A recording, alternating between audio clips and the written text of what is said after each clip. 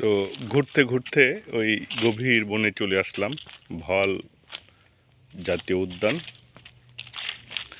এখানে একটা অসাধারণ জায়গা।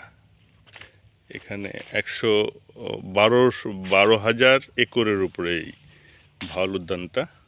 এখানে জীববৈচিত্র্য ভালোই আছে, বিশেষ করে পাখিদের একটা স্থান এখানে আছে। তো ঘুরতে আসলাম, ঘুরতেছি। এই যে এখানে কিছু গরু টরু চাষ হয় এখানে, সম্ভবত কৃষি মানে গ্রামে। এখানে শুনলাম যে আশপাশে কয়েকটা গ্রাম আছে, এই গ্রামে লোকজন হচ্ছে এখানে চাষ করে। তো এখানে যে পরিবেশ দেখছি, এখানে হয়তো কোনো সময়, বছরের কোনো সময় হয়তো কিছু চাষ করে। এইরকম একটা কোয়াইট জায়গায়, যেখানে মানে কোনো সাউন্ড নেই, নিঃশ্বাসের সাউন্ড পাওয়া যাচ্ছে। হাঁটার সাউন্ড, নিঃশ্বাসের সাউন্ড।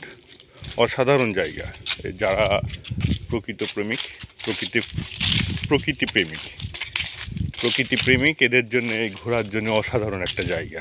মানুষ তো দেখি যে ঘোরাঘুরি, শান্ত জায়গা খোঁজার জন্য মানুষজন গ্রামে চলে যায়, বিভিন্ন জায়গায় চলে যায়।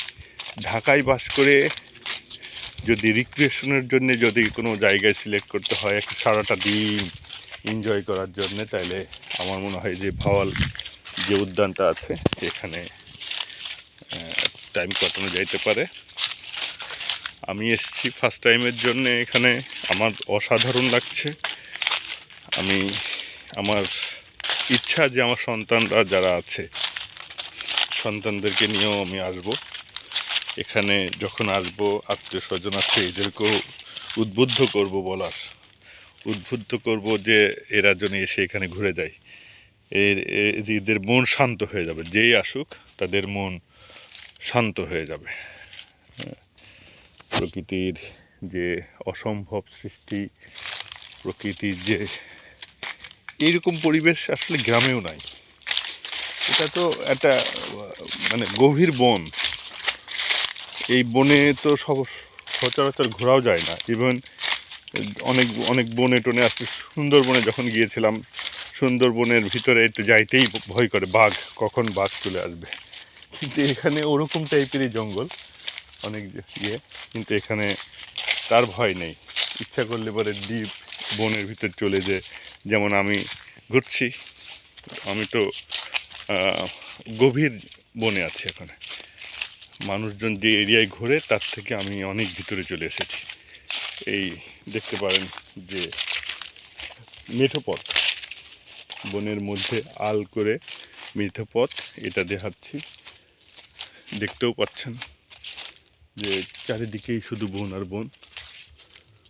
আমি অবশ্য আসার সময় প্রোটেকশন নিয়ে এসেছি। আমি জিজ্ঞেস করে এসেছি এখানে কোনো হিংস্র কোনো প্রাণী আছে কিনা।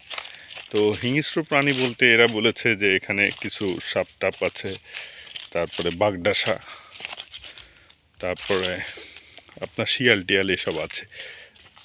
এরা মানুষের খুব একটা ক্ষতি করে না, যার জন্যে সাহস পেয়েছি এবং এটা ঘোরাঘুরি করছি। এটা অসাধারণ জায়গা। পরিবার নিয়ে অথবা মন খারাপ থাকলে যদি শান্ত জায়গায় ঘুরতে চান, তাহলে এখানে চলে আসতে পারেন আপনারা। আমি নিশ্চিত যে এখানে আসলে পরে আপনাদের ভালো লাগবে, খারাপ লাগবে না। আপনাদেরকে আমন্ত্রণ জানাচ্ছি। ভালো থাকবেন সবাই। টাটা, আসসালামু আলাইকুম।